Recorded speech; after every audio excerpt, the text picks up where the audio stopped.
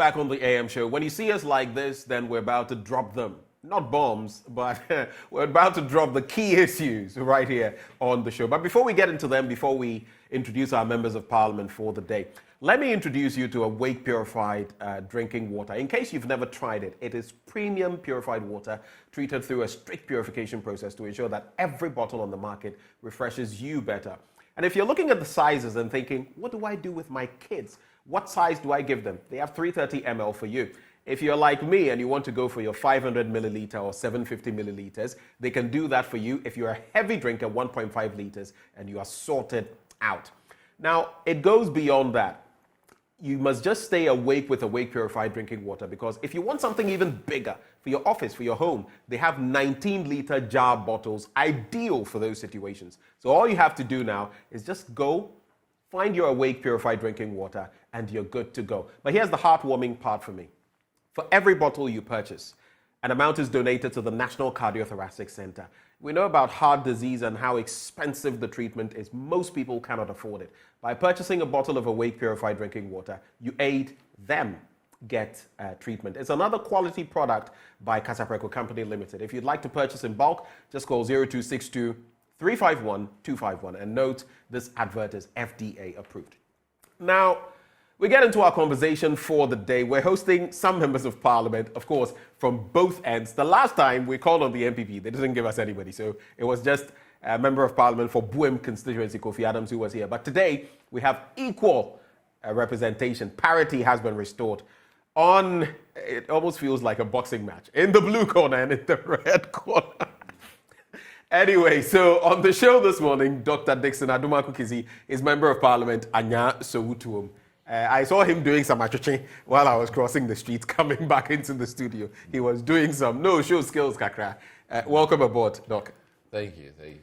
We also have the lawmaker for Tamale North, Al-Hassan Suhuyini. He also joins the conversation. Him, I did not see doing achuching. By the time I came back into the studio, he was seated and waiting, to meet Doc. Thank you for coming, Al-Hassan. Always a pleasure. Why are you exposing my brother? Oh, but he was doing some. He was showing a few skills, right? Yeah, but you're also saying that he was late. No, I never said that, Al-Hassan. Okay. I merely said that I saw him doing action. Okay. In but there. by No the one time knew. you got in, I was sitting. In fact, but come to think of it, he's early for the conversation. He wasn't late. Yeah. For the conversation. Yes, for the conversation. But He the wasn't. word achuche, this current IGP, based on your word, No. trouble. This wasn't achuche that would lead to any trouble. I don't want to. So please, any speeding tickets. Dr. Ekufu, don't worry. No achuche that would lead to No any speeding trouble. tickets. Yeah. All right, so gentlemen, I mean, there's a whole lot to talk about, national issues, but I always like to start from the constituencies you come from, and I always want to know, and you see, the good thing is, your people watch, you especially, they are always anti-Eku, then they'll tell you, hey, Masa, this. Yeah. So let's hear from you on that point, but because you mentioned the IGP, I would also I don't think we've interacted with either one of you on the leaked tape, and developments so far. So since you've brought that up, I will have both of you have a bite. So start with your constituency. What's afoot? A minute and a half, not too long. I'll start with you, Doc, and then we talk about the IGP situation. Well, let me use the opportunity to say hello to the Anyaso Tum residents and also many fans. And let me chip in this very important thing. I'll plead with you, be careful who you chat with on Facebook thinking it's me. Because I'm getting a few phone calls that are troublesome from my constituents. So I don't do any monetary transactions by Facebook. So I'll plead with people who are watching. And I think this goes for all members of parliament. True. Especially when there's police recruitment, fire service recruitment, military. So a word of caution, whilst I get this opportunity. So impersonators are out there. I don't do any monetary transactions on any of the, Twitter, whatever you call it. But so just be mindful of that. Beyond that, I think my constituents are doing well. We've been blessed with the Agenda 111, which means that our health infrastructure is going to be improving over the next couple of years. And I'm very grateful for this administration. At least, if not at all, we've been bequeathed with that and I can at least boast of that as one of the key things. Beyond that, we have roads and road infrastructural challenges, which I'll continue to push. And may I also use this opportunity to say that the Awoshi-Pokwase main road, I've had the issues and we're working on it, and hopefully I can keep pushing to get the lights sorted out, because there's been a number of accidents because of bad lighting and traffic light issues. That stretches a bit, yeah. And we're also hoping that the footbridges will be done. These are literally... Footbridges? Yeah, because it's 5 lanes, and especially at the Odogono Senior High School, where children cross and sometimes get hit by moving vehicles. So it's a worrisome thing, and I want them to know that. How soon can we expect something? Are you engaged? Well, they've earmarked 5 points where we need these footbridges, and the only thing keeping us is that one key thing, which is Lucre. And I think hopefully once the finances are ready, it'll be done. Right. But I've made it one of our priorities. Okay. Minus Agape Road, minus Aoshi Onyinase. I mean, I have major road issues, and I'm pleading that hopefully Fan Milk will also be sorted out. And thankfully, I have a wonderful municipal chief executive who's also working hard. He's let me say, a local Rambo, in the sense that he's very active and in pushing for things to be done. So during this era, between myself and the MC and all the other brokers, we're working to help push the constituency forward. Thank you for that. Sometimes I feel a bit of pity for you, not in a negative way. Yeah. With how big your constituency is and the rounds you have to do. Those with huge constituencies, it becomes problematic. One person, which is why maybe, I don't know, but if you also say that you may need more members of parliament, there'll be a pushback on that. If you give us the resources. Some of the constituencies, Volta region, Ashanti region, Greater Accra, they are huge. If you give us the resources, we can do the work. I mean, that is the thing. It's not about necessarily maybe wanting to split the constituencies, because what would happen is you then be doubling the resources, because if you split mine into 2, you're talking about double the cost. I get what you mean. So if governance or government should realign and look at population size dynamics and factor that, because 2 electoral areas is like maybe 2 constituencies in the north, for mine, in terms of population size, not in terms of square meter mileage. So these are some of the things that sometimes government doesn't help, some of us. And maybe moving forward, I mean, you are lawmakers. Maybe you ought to bring this to the fore in terms of the dynamics and what can be done to the top 10 highly populated constituencies may need something unusual. Or maybe even top 20. Maybe even top 20. Yeah, top 20. Look at assignment. I mean, look at, and it's not great. Look at assignment. Or even Dome Kwabenya as well. We can't, too much. We can't give Dome the same plate you give to Sege. You understand? Or Dingo Pramprami is also big, but looking at the population sizes. And I really think we need to, I don't know what you think Central about compared to Mui. I see where you're going. And Tamale North compared to Salaga North. Yes. I mean Tamale South and Yape Kusogo are comparable to the Dome Kwabinyas and others. So I share in that concern that some of the constituencies deserve some, what do you call it, special dispensation or something. Yes, when it comes to supporting the members of parliament. I think that is a discussion we can have, except that, I mean, I can just imagine how it's going to get protracted, because, I mean, the votes that, for example, I used to win in my constituency in 2015 primaries within the NDC, there are members of parliament with those votes, like general elections, that's the votes they get. To come to parliament. But I needed that vote to even qualify to stand for my party. So that discussion, it's worth having. But I can just imagine how it's going to be protracted. But you see, the counter argument to it has always been the ability of the assemblies to internally generate funds. I was even about to get there because you are pseudo agents of development. Exactly. You have to play certain goals, which is why we're here. And that is why I was happy to hear the collaboration he has with his district chief executive. I mean, that is what municipal chief executive, that is what is required. And together, the two can expectedly, because that's the expectation, work to see how you can generate funds internally to support the constituency and, for that matter, the municipality. Because, I mean, the bigger the constituency, the more potential it has to raise IGF. So we shouldn't discount that also, even as we have this conversation, which I agree is worth having, and especially is worth considering that the larger constituencies. But when you have Boston constituency, or Anglo Gold in your constituency, it's also then your IGF is, but when you have residentials, then, but the residentials, I mean, they also, if they pay their property if rates, they pay.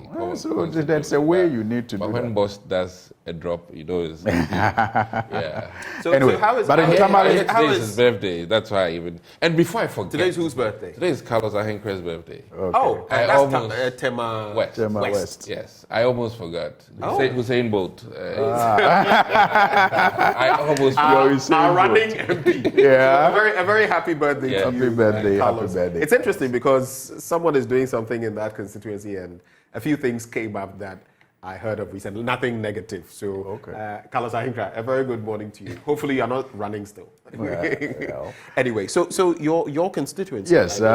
Just briefly on that and then we'll get into the idea. It's good. Let me also, commend my constituency executives, especially led by the constituency chairman, Alhaji Mbao, for the, support that I continue to enjoy from them and the hard work they put into ensuring that the constituency feels our presence and the contributions that we are making to the advancement of the constituency in general.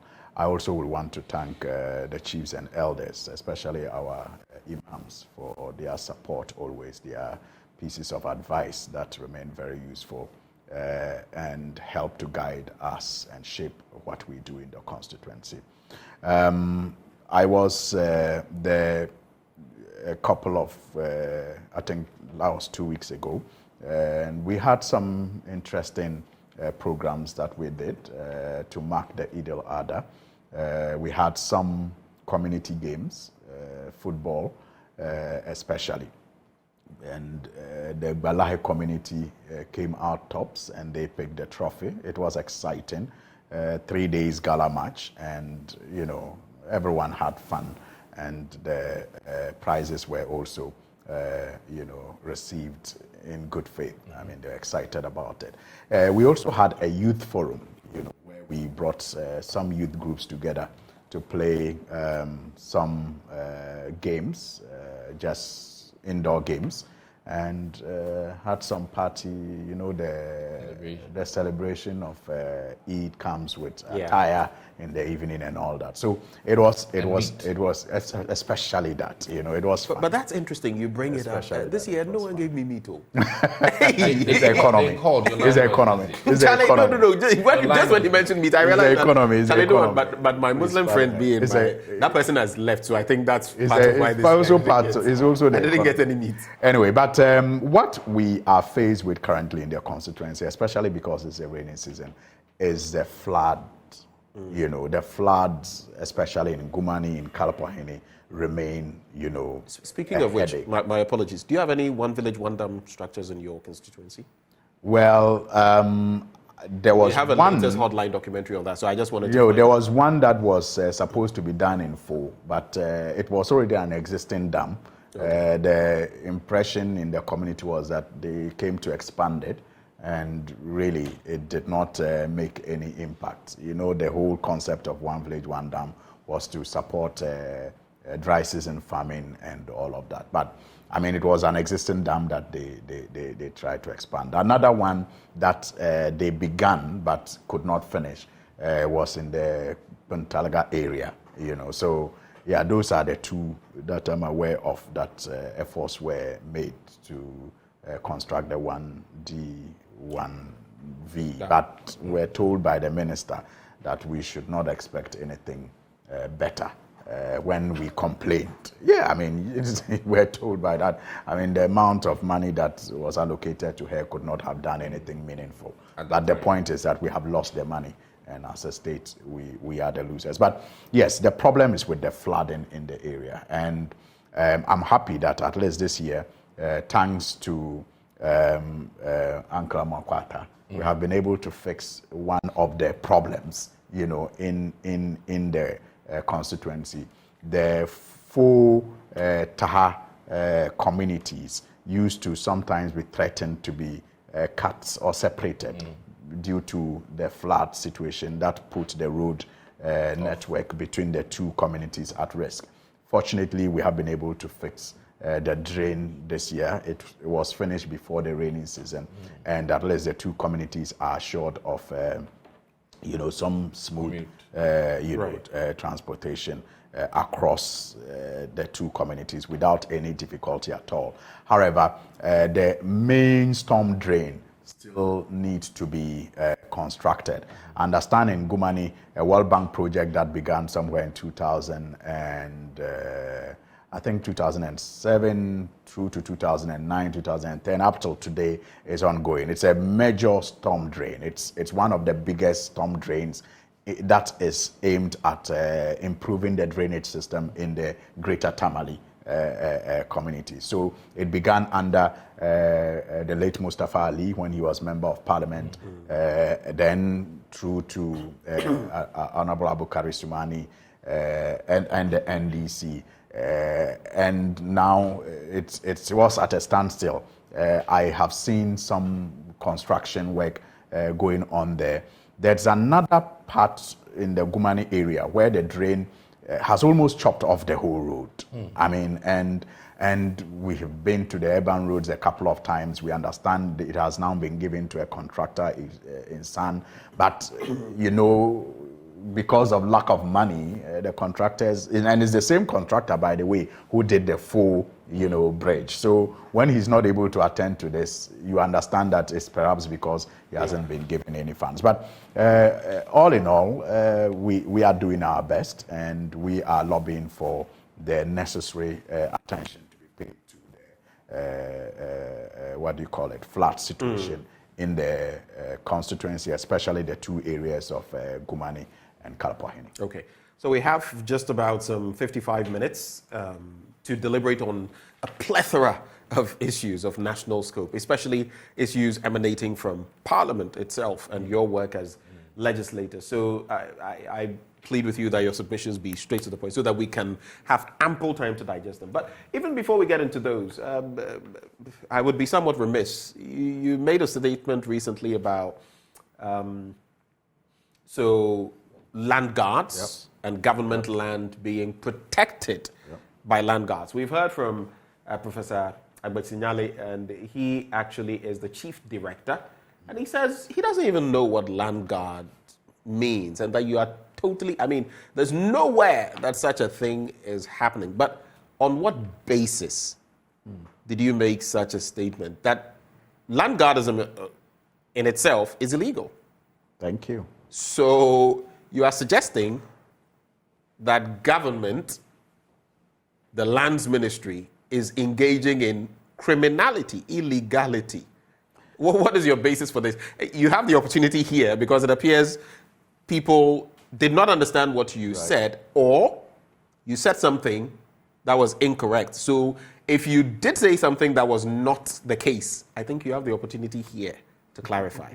Over to you. Not too much time so we can move on. No, you see, there was a committee meeting on 10th July in Koforidua, and the chief director appeared before the committee. And at the committee meeting, this land guard issue came up. He was asked about a gentleman known as Jato. Jato. And the chief director told the committee that the ministry has a contract with this JATO to reclaim government lands. Reclaim government land. And protect it. The Minister for Lands and Natural Resources. No. Is it the minister? Or The chief director. The chief director Said that the ministry has a contract with this JATO to reclaim government land and protect it. I'm happy you have, in your intro, made the point clear that using a land guard is illegal. Now, the committee was shocked about this revelation, and so we demanded to see the contract. A week plus on, the committee is yet to receive the contract. Now, anybody who does a basic check online about who JATO is will come to no other conclusion than the fact that he is notoriously known as a land guard. So the chief director didn't have to use the term land guard like he sought to say when he appeared before the Public Accounts Committee. He didn't have to. He told us that the ministry has a contract. And the audio of that interaction is out there. And but when he was even at the asked, same Public Accounts Committee sitting, he denies any such engagements with land guards. He in fact says he doesn't even know what land guard is, or who a land guard is. Ben, that's what I'm saying. So are you not taking too much out of what Ben, that's what I'm saying, that he didn't have to use land guard. He didn't have to understand what land guards do. All he had to do was to give us the information he gave us. That the ministry has a contract. Are you suggesting that if someone aids another person in land reclamation, it automatically means the person is a land guard? There are only two institutions that can aid you in land reclamation that I know of. A law firm with the authority of a court. True. And the state security. Any other person per Act 999 is a land guard. And the activity is proscribed. So clearly, when we even asked him at the committee meeting why they were not using the state security to do that exercise, that was when he further revealed, which has, however, been denied, that the military and the police also depend on the same gentleman for their lands to be protected. So, for me and members of the committee, all we want is the contract that they have entered into with this gentleman. So we can study the terms and conditions of that contract. But you know what is interesting, Ben? Ever since this issue became a public discussion, there have been a number of inconsistencies from the ministry. The ministry issued a statement signed by the same chief director and made the claim that they have a contract with Enoch Holdings Limited, no longer JATO, as he said before the committee. But if you check at the Registrar General Department, JATO is actually a director of Enoch Holdings Limited. So if you want to be charitable, you can say that the ministry has been consistent because JATO owns Enoch Holdings Limited. But if you want to speak like the lawyers do, you will say that the two are not the same. And Enoch Holdings Limited, what do they do? Thank you. I'll get there. So he said they have a contract with Enoch Holdings Limited and that this contract has been in existence since 2012. Take note, since 2012. A check again at the Registrar General's Department shows that Enoch Holdings Limited was registered on 1st September 2014. Okay, so there's some disparity there. There's some inconsistency there. 2-year gap. 2-year gap. That is not... How could the ministry have been in a contract with a company 2 years before the company was formed? Clearly, there is an inconsistency there. Now, the company, among other things... Unless there was a name change. There's no name change. Unless it was the same company, but there was a name change. There's no name change. I've checked that at the register. There's no. It was registered Enoch Holdings Limited, 1st September 2014. Commenced business 2nd September 2014. I've checked that. And among other things, this company was to engage in the activity that can be construed to be land guarding. I mean, among other things that they were supposed to be doing. And I can understand, because in 2014, we did not have Act 999. Okay. Act 999 was passed in 2019. And it was there that it was clearly stated in Section 7 that any promotion or organization of people to protect a land that belongs to you or any other person is an offense. Mm-hmm. So you cannot at this stage have a company. You can't have a company today in Ghana set up to provide land guard services. It's illegal. I mean, it's prescribed. You can't even go. You can't do that. So it is interesting that the ministry is still insisting that they have a contract with a company to do that. Mm. And that is why it is important that we get the contract to study. So per your checks, what exactly does Enoch Holdings do again? Just to clarify. Well, they are into construction and other, so many things. But among other things, like I said, they say they are providing land guard services. They say that. And you see, in 2014, on which platform? On which platform? The Registrar General Department documents. It is stated there. It is stated. But that was in 2014. So in 2014, it could have been illegal. Right. But post 2019. Post 20, it cannot be. You can't have a company operating. So maybe the Registrar General. That is still on the document. It's still on the document. Mm. So we will want to know the terms and agree. And look, there are so many inconsistencies. I have also come across a press release issued in 2019 from the same ministry, signed by Abraham Otabil, who was the PRO of the ministry, denying any relationship with this said Jato and his company. 2019. So now that when the gentleman was reported in the news to be carrying out an operation on behalf of the ministry, I think around the UPSA area or so, demolishing, people's properties in the name of the state. The ministry in 2019 issued a disclaimer and said they had nothing to do with him. And the same ministry today wants us to believe that they have been working with him since 2012, with his company that in 2012 was not in existence. So there are questions, there definitely are questions to be answered. But now that there is a pushback, there's a flat denial from the chief director at the Lands Ministry, what then is the next move for you? I mean, if you feel passionately about the issue and you feel indeed the state has engaged in illegality vis-a-vis employing a land guard to, so to speak, reclaim state property, what then is the next move for you? Are you going to court? Are you going to trigger processes in Parliament? We've not gotten to court yet, but the process in Parliament that is underway is that the committee has demanded the contract, and we have indicated that our report will not be prepared and submitted to the plenary without the contract. At least that I know. I have also filed an urgent question.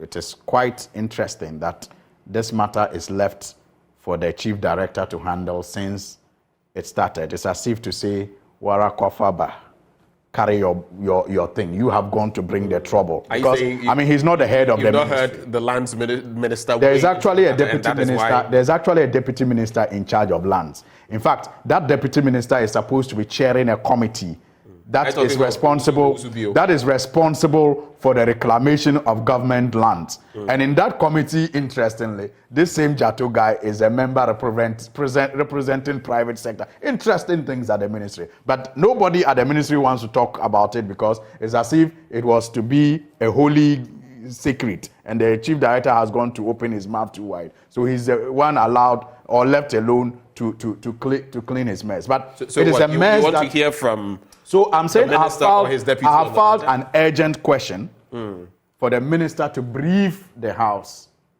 on this. Because obviously, the chief director is not giving us the answers that we need. So I filed an urgent question for the minister to brief the House on this transaction. I've also written to the Public Procurement Authority under the RTI Okay. to find out if they approved for the Ministry or the Lands Commission to engage this company for that exercise. And I think also it is under the RTI written to the Lands Commission itself to request for the contract.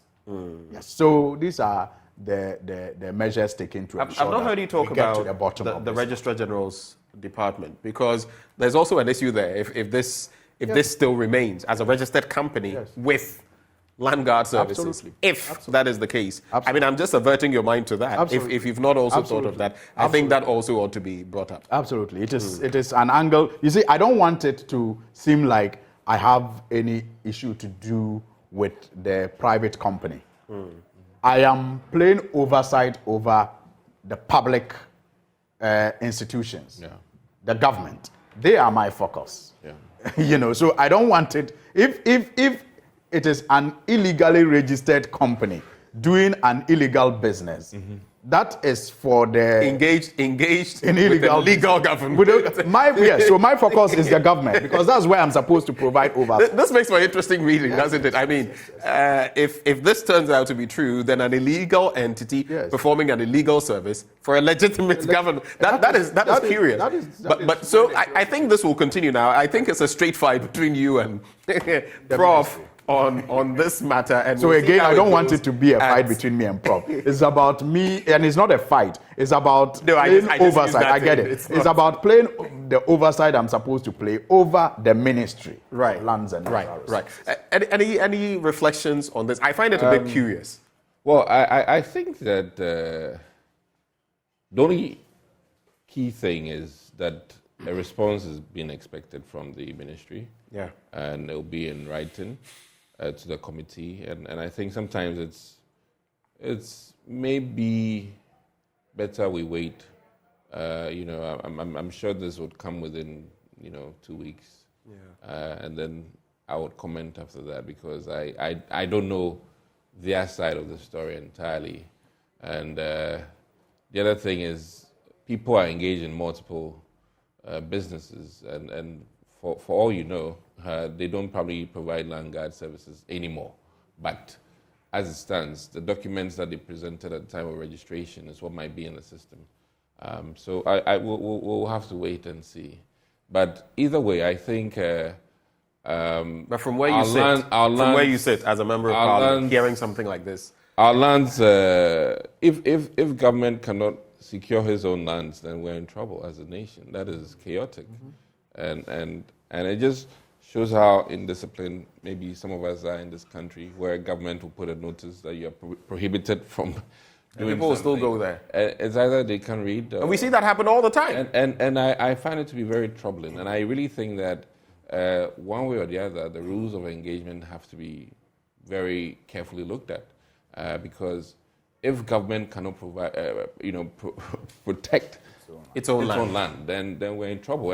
And this whole habit of people encroaching on government property is serious. It's a rampant one. As we speak, Rampant one. there's a huge problem with Pantang Hospital. Oh yeah, that's true. And its environment, and the fact that people are encroaching, and somebody goes to court, and then somebody else goes to see it. And this is troubling, and I really think that we need to be very clear. And let me plead with judges who handle land litigations. I mean, the sanctity of our democracy is the fact that people have faith in the judiciary system and all the various branches. And I really think that land cases should not be in the bosom of the highest bid, Highest bidder. bidder. And I really think that we need to look at it carefully. And it is about time we make reforms for other new areas. I mean, as it stands now, Accra is finished. I mean, in terms of Accra, it's finished. So we need to get it right for the other regions, the eastern, northern, all the other regions, western. We need to get it right, even if we were wrong a decade or several. We must learn from the mistakes of Accra. We need to get it right, so that these things must stop. Right. And these kings and chiefs and queens who quadruple sell, their lands. I mean, they sell to 3 or 4 people like an airline ticket. It has sell to, airline tickets like that. No, it's always overbooked. Yeah, most of the time, anyway. they overbook, and then because some will cancel. Yeah. So I really think that they also need to be careful because it's becoming unbecoming. It has become a problem already.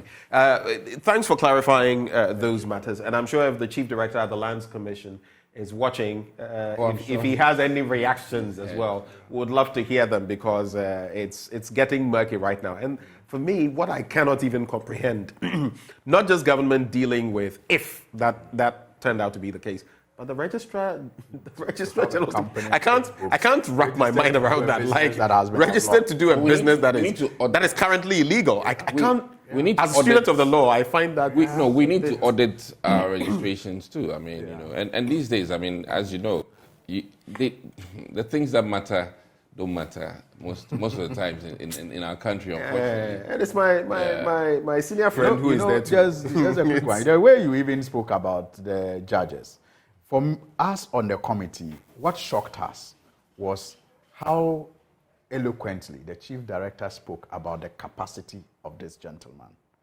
and that how is the gentleman, and how he has his own media on site that helps him to cover up stories, and actually gave us an incident where the Kimbu Senior High School, when the land was encroached and they were to retrieve it for the state, the process led to the killing of 3 people because there was exchange of gunfire.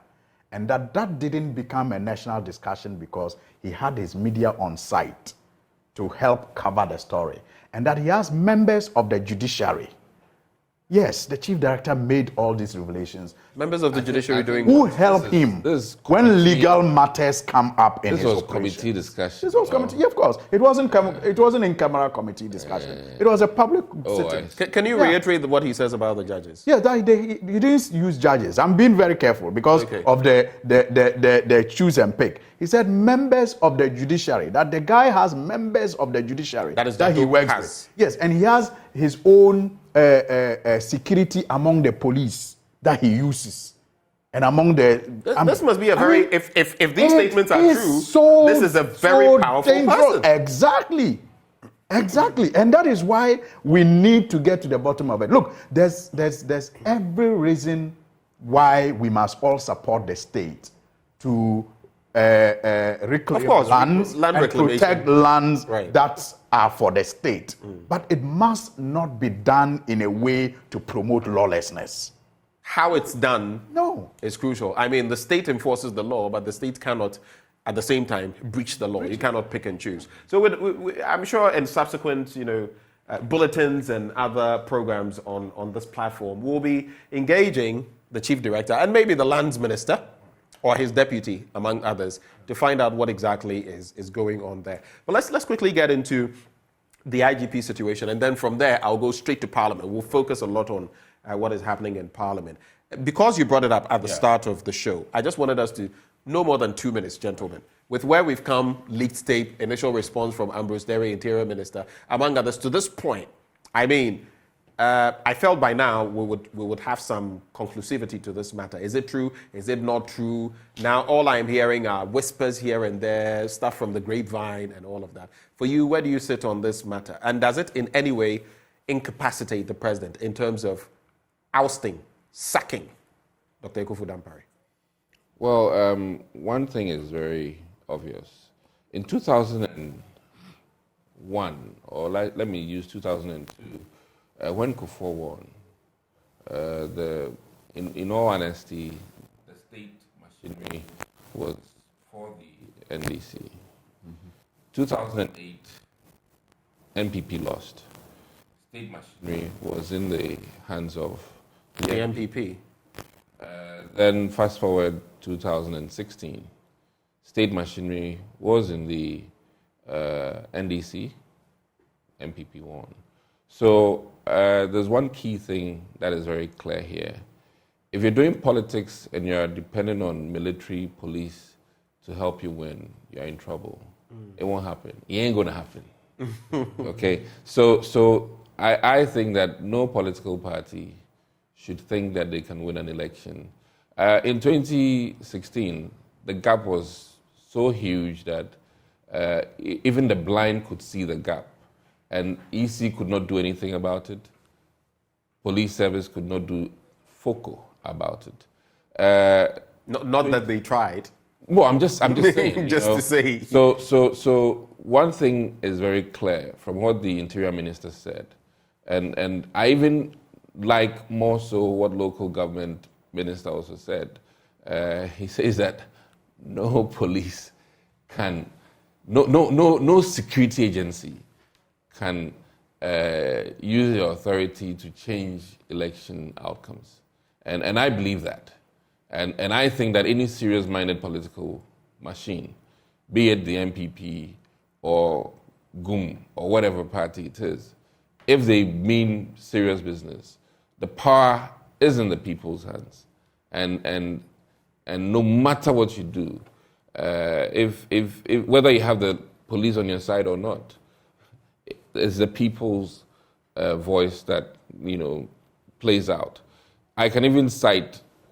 Just quite recent, if you look at the Asin North, if I beg to come out, I'll say that the state machinery was under an MPP regime, but the results spoke, and no policeman, I didn't see one policeman, trying to change pink sheet values. So the police service, I must commend them, have been very good, very professional in terms of handling election. But that is exactly the crux of the argument or the discussion we're having, because in that tape, someone says, this IGP, the way he's doing his things, he's doing it, as we say here, to finchim or finchim. Well, if we do this in 2024, we are going to lose. For which reason, we have to find ways and means of making him find the way to the door. That's exactly the point. I'm one person, and let me state it categorically here, that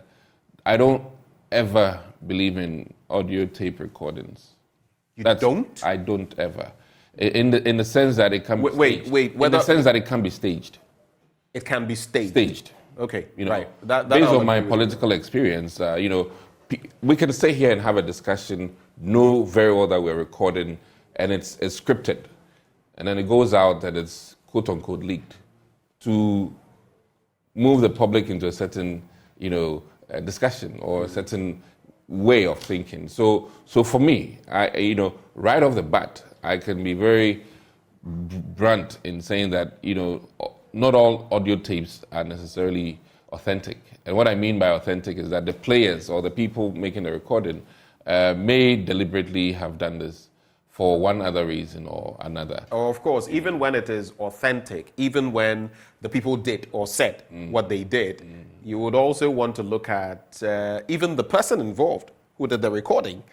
Well, and the motive behind it. I mean, that is a secondary matter, but there's always a catch. I don't believe in audio recordings. That is me. But the other thing too is you asked a very key question.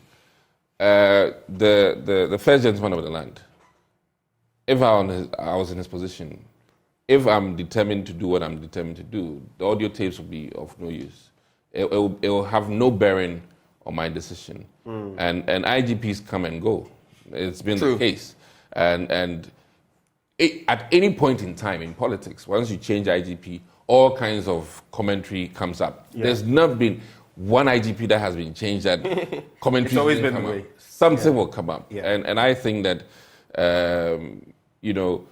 whether the NDC or the MPP likes it or not, the president has every right at any point in time, after a hot drink of coffee, decide that, listen, I think based on the many chatters, based on how he feels, he thinks it's time. I mean, he woke up today and he didn't like the look on the face of the IGP. Yeah. He is within his... He can do a Donald Trump thing, It's in the remit. Donald Trump just, he just tweets and says, hey, IGP, time is up. You're gone. Or he can even tweet and say who the next IGP is, and literally, that is... He is there at the behest of the president. It's just a bit of a creation of a bit of an...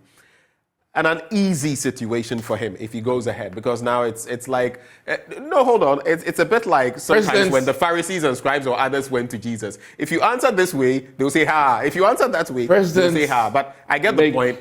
Professor Kwesi Enning of the Kofi Annan International Peacekeeping Training Center, when I engaged him on this, he said, look, the president shouldn't lose sleep over this. It's his prerogative, and if he wants to sack him, he should sack him. But what's your take on the tape and how far things have come? And do you feel we're giving it enough relevance in terms of dealing with something like this, which in itself has treasonable consequences, if you like? You know, Ben, I'll start off by saying that if you are a leader and you are afraid of what people will say, then you will do nothing. Because every decision that you make as a leader will be pleasing to some and displeasing to others.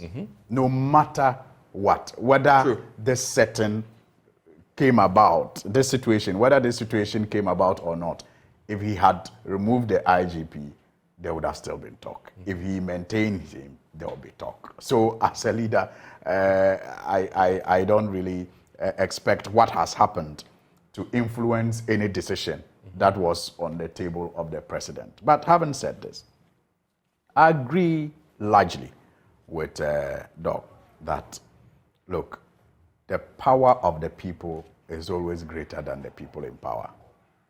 There are many examples to show, and he gave a few, including what recently happened in Asin. I mean, once the people make up their mind and they decide that this is the way they want their country to be governed, no matter the machinations, the power of the state, there's practically that nothing you try to abuse. We saw that in Kumawu as well. Yes, and even in South Africa, they also decided. Yes, in South Africa, we saw that. I mean, what didn't the establishment do against the people in South Africa? But in the end, what happened? So it is proven that you cannot use state power to subdue the people's power. But we also should not ignore the threats and the if you like, the effects of that abuse.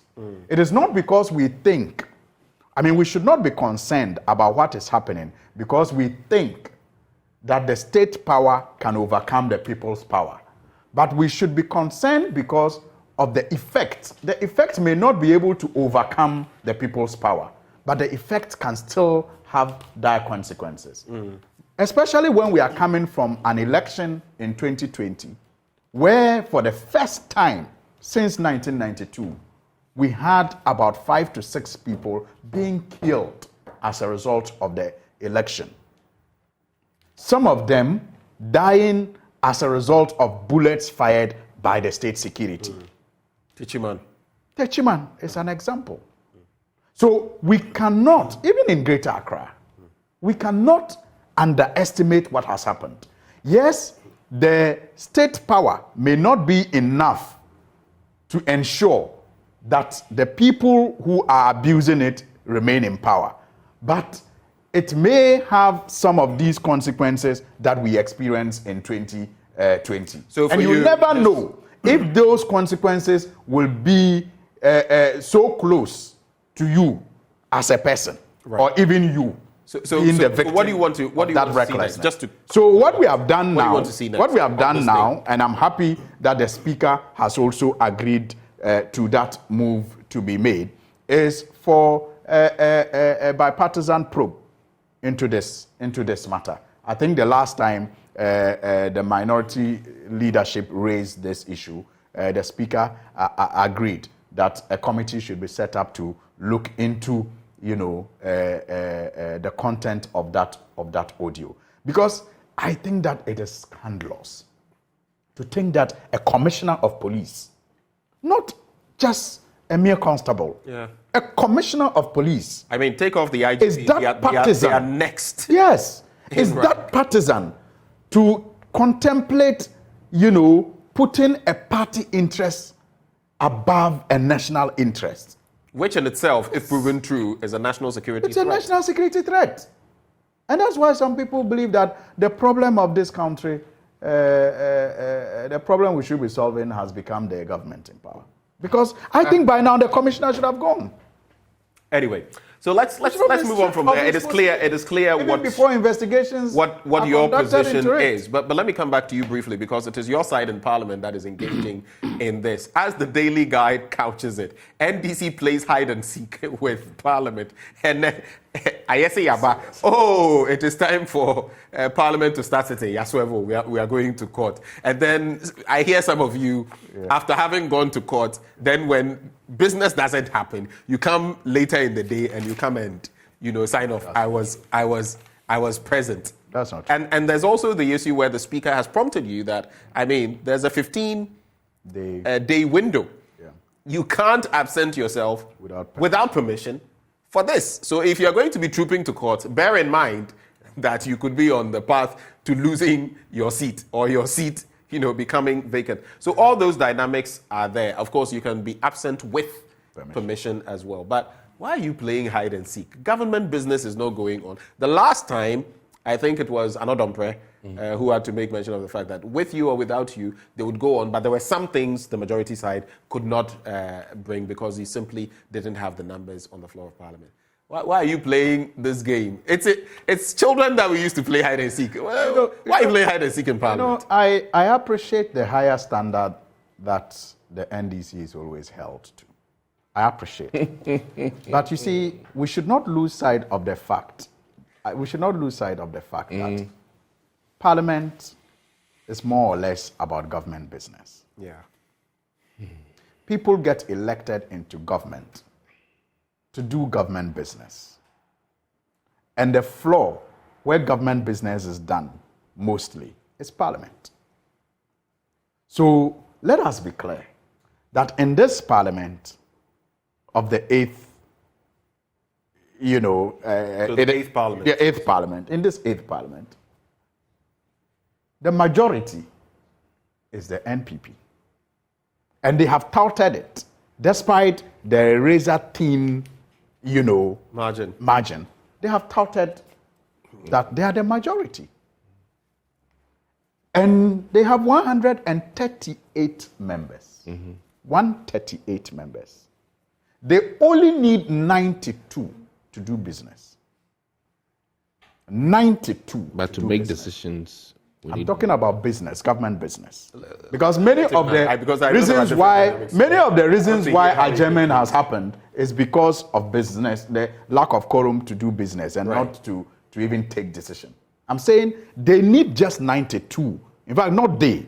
Ghana needs 92 MPs to be present. And on the majority side alone, you have more than that. You have 137. 138. 138 actually. 138. They have the extra. They have the extra number. They do. 138.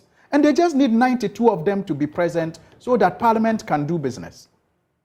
And yet, when that doesn't happen, the NDC is held responsible. That's why I say, what are you saying? Are you saying I appreciate the majority side in Parliament is being irresponsible because if they really wanted to get business running, they would get it running? I appreciate the higher standard we are held to. I appreciate it. That the focus is not on those who have gone to campaign to be in government, to do government business. But the focus is on those of us who are just to help them to do government business. So we have simply said that as a result of the government's determination to prosecute our colleague, who, by the way, for the first time in the history of this country, has been elected twice in one, term of Parliament because of this same persecution. We have also decided that we will solidarize with him because we think that the persecution is unnecessary. And they have decided to prosecute him on a daily basis. Not even people who have committed murder. I mean, Major Mahama case. But not the court prosecuted daily. has upheld that and is going to go ahead. I don't dispute that. I'm just saying that it beats my imagination that the Major Mahama case and the attention that it got from this country is not seeing a daily prosecution. Number one. And the monies people lost and expect the Attorney General to give them justice is not getting a daily trial. So you feel that but Asinov is so special. Asinov is so special to them that it has to be daily. We are also saying that the Asinov MP is so special to us that every day we'll be in court with him. Majority of us will be in court with him. So if it is about presence, the cost of government business. There are some things. You make the point about the quorum, but there are some things that, if they are to be done, will still require your presence in Parliament. Our presence is a supporting role. It will still require your presence. So whether supporting or not, it will still require your presence. I'm saying that our presence is a supporting role, and that is why government or governance in a democracy is a give and take thing. It is not a my way or no other way. That is why consensus building is a key feature of every democracy. If you are in government and you are in leadership in a democracy and you don't know these, then you become an elected autocrat and you will suffer the consequences. Okay. Let me hear from you, Doc, on this matter, so we move to other parliament-related matters. Well, I'm troubled by... And we have less than 20 minutes, so I want the answers to be a bit more straight to the point. Okay, I'm troubled by the current situation in Parliament, and I'm also troubled by the fact that, when discourse and ability to judge is done with, we descend into the gutters. And then beyond the gutters is what we don't like to hear. And I really think that as legislative members, we are supposed to do the right thing, even if it is not in our personal interest. Right. Now, I say this, and I'll plead with the general public to hear me out, that the genesis of all of this, somehow there's precedence, whether we like it or not, in terms of other members of parliament who were meted out certain, let me say, justice delivered to certain prior members of parliament. And they would always Whom say... are you referencing? They would always say that Whom are you referencing? Adamu Sakande's issue is different. I totally... And they would rightly spell out some of the differences. Yes. But my point is that, there are differences. There are differences. A shade of difference between the two. But then justice was delivered to him in a very brutal way. And everything about law is about precedent. Right. And we need to be very mindful of that. And our actions must be... But precedent is also based on the similarity in I agree cases. with you.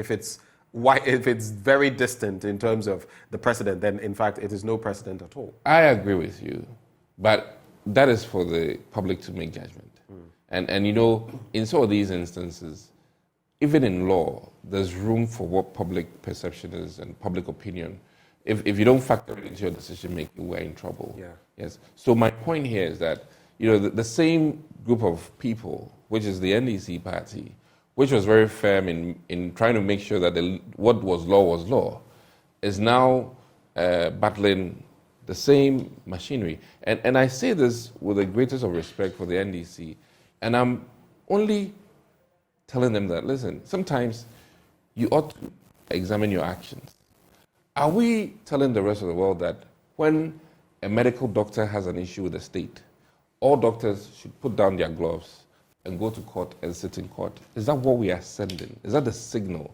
Because I'm troubled by this solidarity, because all doctors, and I speak for doctors because I'm a doctor, all doctors can also do solidarity with a doctor who is sued for malpractice or whatever. But you would agree with me that if a medical doctor, is unfairly treated in a way that is egregious, it is clear to your grouping that this person is being unfairly targeted, it wouldn't be wrong for medical doctors to support that person. The association would maybe... No, would it be wrong? Hear me out. The association may have representatives go and support, but the entire conglomerate of medical doctors will not go and sit in court. And that is the argument I'm making. In that same vein, I think that the NDC or the minority can choose a certain number of them, not necessarily the same people every day in court, but about maybe 12 members that every day 12 of our members will go and support Kwesi in court, and that would be fair. But this whole idea of the entire bloc going to court, I beg to differ on that stance, and I'll say this on any day that it is a bad strategy. One, in the sense that we have government business to do, and if we require teachers to go to classroom when even one of them has an issue and some of them can go to court, then the same thing should be applied to us members of parliament. We are not above the law. So are they being irresponsible through this action? Well, I think any human resource person, or somebody with labor relations or commissions arrangement can tell you that what you're doing is highly unjustified. Okay. And I really think, and I'll state this very clearly to Ghanaians, that I'm of the opinion, if I was advising the NDC or the minority, the bold best statement is to say that, listen, we're going to have 20 members or 14 members. We can even take like a committee number, which is usually maybe like 13 or 12. Right. To go to court and represent. And that will be rotated, either on a daily basis, backbenchers, 6, front benches, 6, whatever. The way they are doing it, iteration. you don't disagree with the tool they are using, but how they are manipulating the tool is your problem. I mean, all right. I Let's and also just to end on a very important note, I'm also troubled, rightly so, by the fact that this has been made sort of like a daily court proceeding, and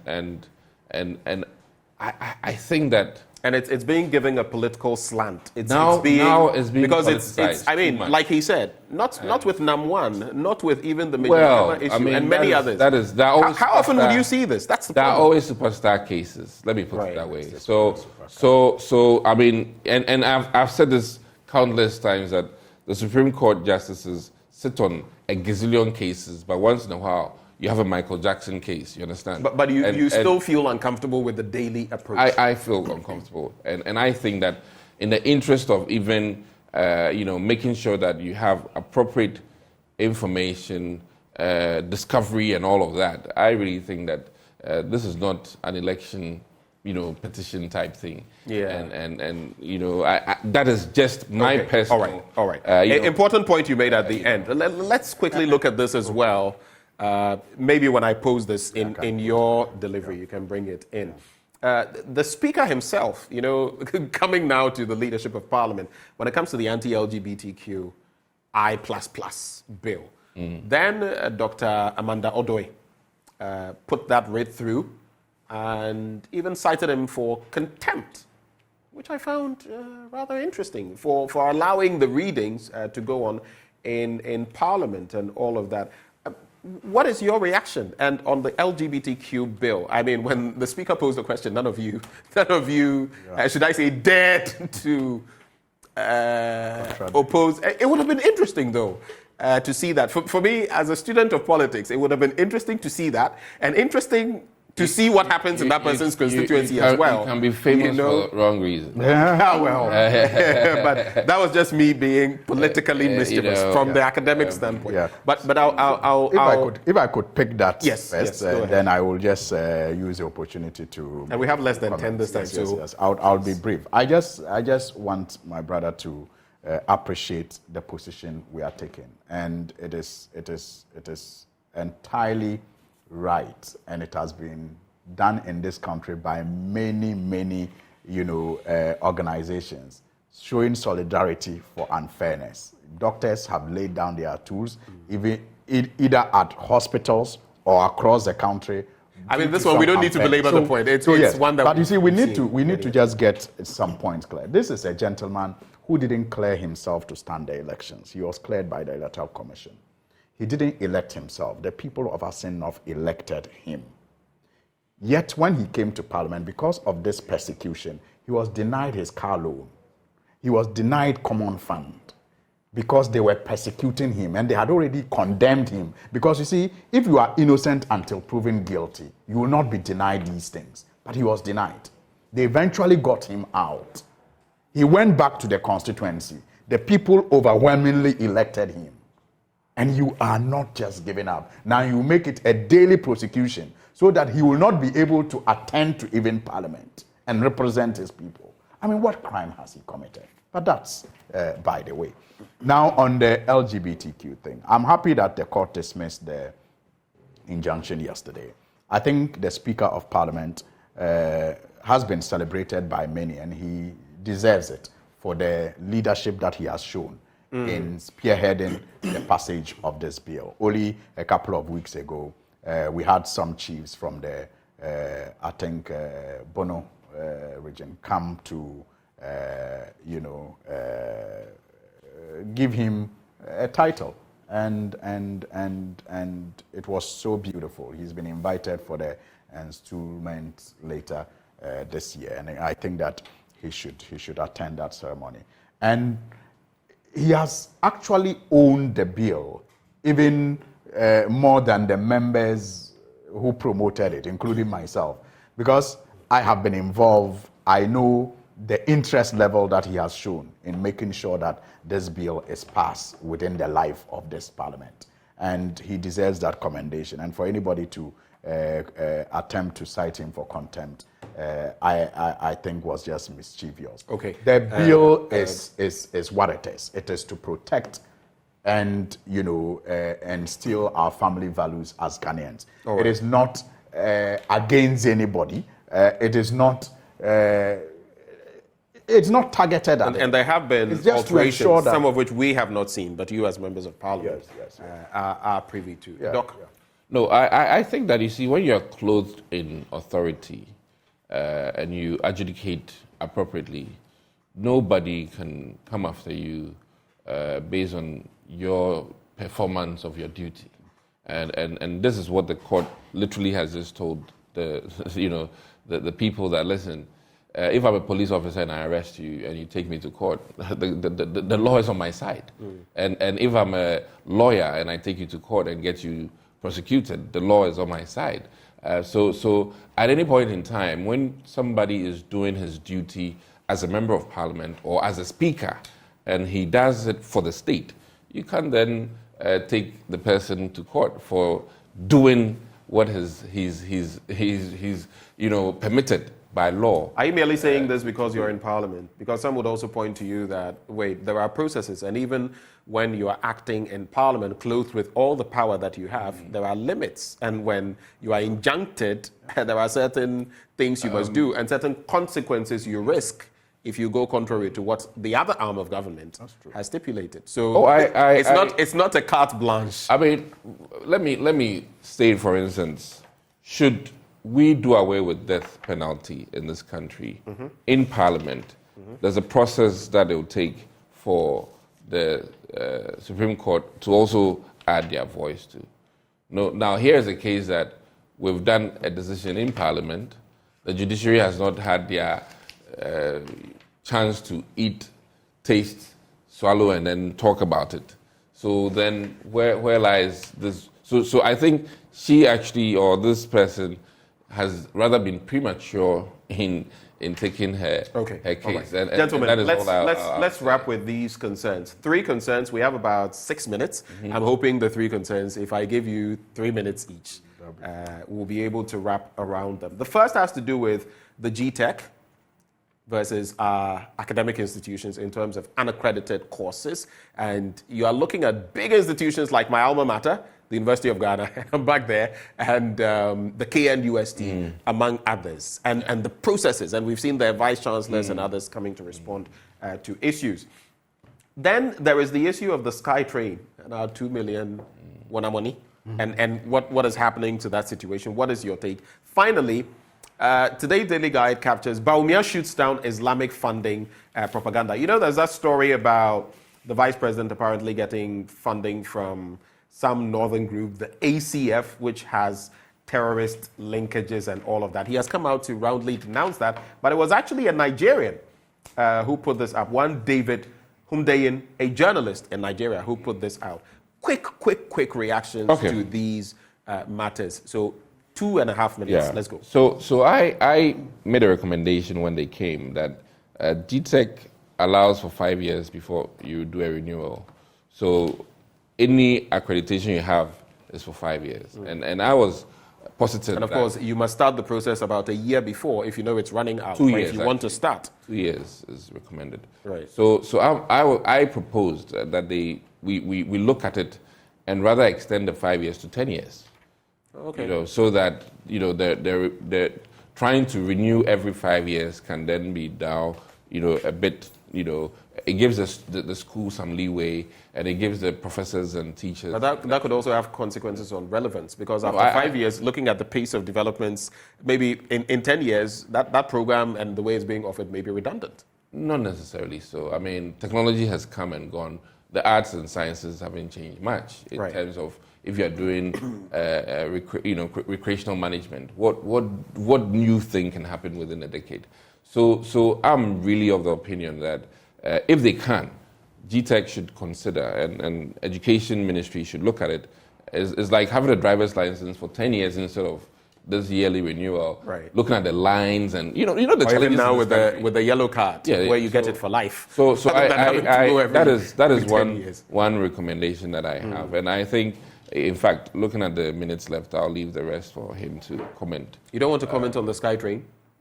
You said 3 minutes each. But I want to hear from you. Well, the SkyTrain, what I've heard, at least perusing some of the things in the media landscape, is that I think after feasibility studies, it's not going to be business-wise, it's not going to be profitable in this country, and everything is driven by profit or sustainability. And if the infrastructure we have in Accra is not going to be able to support it, or Kumasi or Takrady, then why do it? And let me add very much so that in the places where they have SkyTrain, every square meter is like expensive, and they take their space so seriously. I mean, if you look at Japan, getting a driver's license in Japan is almost like 5,000 Ghana cedis, literally.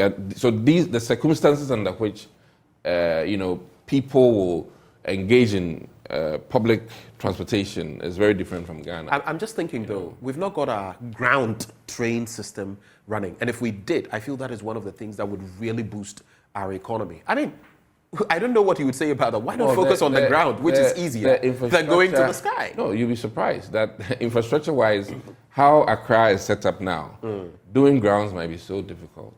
Because this it doesn't necessarily have to be. Look at the connections. Do you know how many people come from the eastern region, for example, and how many more could be coming to Accra to work, and what that would do for business? If they'll drop them off at Nsawam, I understand. And now with the several carriage way coming to Nsawam, yes, I mean, that can be done. All right. I think we've more than exhausted your 3 minutes. Final take on the three. I think that on the GTEC matter, I am also a bit worried that these institutions have to renew every 5 years. Accreditation every 5 years. I've also ruminated on that. I'm wondering what the renewal is all about. Is the focus on IGF, or it is to improve the courses that are run? I mean, if it is to improve the courses that are run, yes, can't we do the 10 years as you have suggested, and some, if you like, elevated monitoring in the 5th year to ensure that certain things standards are still being met and improved upon? I mean, if the purpose is just for standards improvement and all of that, then really, and it's not about IGF. People, They can even institutions coming to pay, increase the IGF, people will pay. They can even increase it, I think so, and people will pay They'll be for a willing to one-off pay. thing for a number of years. Then the monitoring is elevated to ensure that the standards don't come down. I think that is a better approach. On the SkyTrain, I see it as another scam. And sometimes you are... See the SkyTrain as a Oh, scam. yes. It's a scam.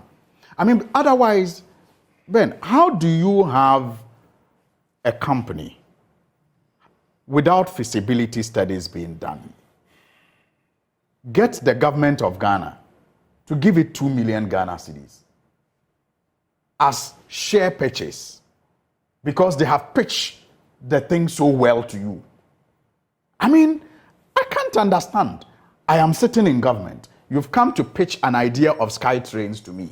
You have not even done the feasibility studies, but you have told me I can buy shares in the business. And then I give you 2 million. What else is this if not a scam? How do the scammers operate? In fact, you just spoke about the situation we all face as MPs. They usually will offer you something that looks so lucrative and tell you to pay something. And then you pay and they vanish. The Facebook scammers. Identity. Yes. So that's why, and you see, sometimes you are tempted to believe that the people who are in charge are too smart not to see through some of these things. And so you are tempted to believe that they do it deliberately. But and I can give you examples. We're told that this SkyTrain was not going to cost us anything. It was a BOT arrangement. Even before feasibility, it's already cost us $2 million. We're told the National Cathedral will not cost us anything beyond just providing land. We're talking about SkyTrain here. I'm talking about scams. Okay. We talked about the National Cathedral. We're told it will not cost us anything except the land. Today, it's cost us hundreds of millions of Ghana cedis. Right. And all we have is a hole on the ground. Crawl. Domelevo. Associates. Right. Auditor General found out 1 million was paid for no work done. I mean, the list can go on and on. So you are tempted to believe that it is the way it is because people are deliberately setting up these scams to benefit from it. All right. Gentlemen. Otherwise, they are too smart not to see through some of these transactions. And as for Dr. Bawumia Ofui. What? Yeah, sorry. There was an Ofui word that was used by this. You can't. No. You can't do this. I don't think. He's a damage. He's the vice president of the country. I beg of you. He's the vice president. As for the O word, please. Well, I don't know the meaning, honestly. I just find it. You don't know the meaning and you're Honestly, I find it very interesting. You don't know the meaning. What is the meaning? We shouldn't do that. No. What's the meaning of I beg you. He's the vice president of the country. What's the meaning of Ofui? Honestly. Whatever Fifi Banson said, if it were in good taste, he wouldn't have been taken off. He is our vice president. Don't repeat it. He is our vice president, please. So would you take knowing that it has a negative context, would you take it back? Please take it back. I want to understand it. Honestly, if I do them, it's negative. So just take it back. In which way? No, it depends. You see, something can be negative but not insulting. Just like incompetent is negative, but it's not insulting. Honorable. You can understand. Honorable. So incompetent. You take it back. It's negative, but it's not insulting. So I want to know the meaning. Take it back. No. I want to know the meaning. So, gentlemen, thank you very much. The lawmaker for Tamale North, Alhassan Suhuyini, joined the conversation. We also had the lawmaker for Anya Sowutuom, Dr. Dixon Adoma Kokisi, both of them joining the conversation. But we've just kickstarted the conversation on GTech, just from a minute end from here. But coming up next, we're going full Monty on that. The GTech versus our major institutions in this country. What is the way forward? That conversation still to come on the AM show. Do stay.